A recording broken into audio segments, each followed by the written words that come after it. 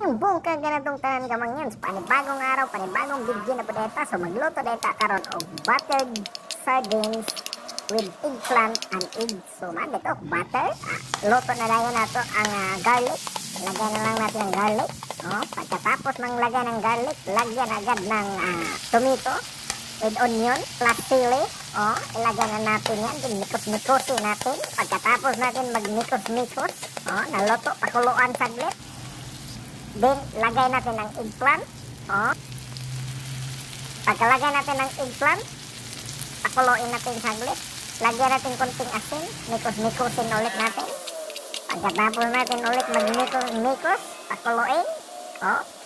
Lagyan naman ng magic sarap para lalasa pa kagaya ng paglasa ng mga kapitbahay niyo dyan. Mikos-mikos natin, lagyan ng magic sarap. Pagkatapos natin lagyan ng sarap, mikos-mikosin ulit, lagyan ulit ng pamintang durog para lalong mas masarap. Dalawang paminta yan, ilagay natin. Mikos-mikos ulit, pakuluin natin, ilagay na natin ang ating pinakamasarap na sardinas. Kalami sa sardinas, no? Kumakain ba kayo nito? Ayan, mikos-mikosin natin. Pagkatapos natin mag-mikos-mikos, hanggang sa maluto siya, mikos-mikosin natin.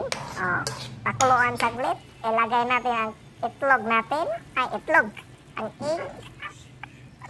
Tapos pagkalagay natin ng egg, mikos-mikosin hanggang sa maluto. Pakuluan. Then, tagiba na yung lasa. Tagiba na yung kulay. Ayan. Minikos-mikos na ni Insan.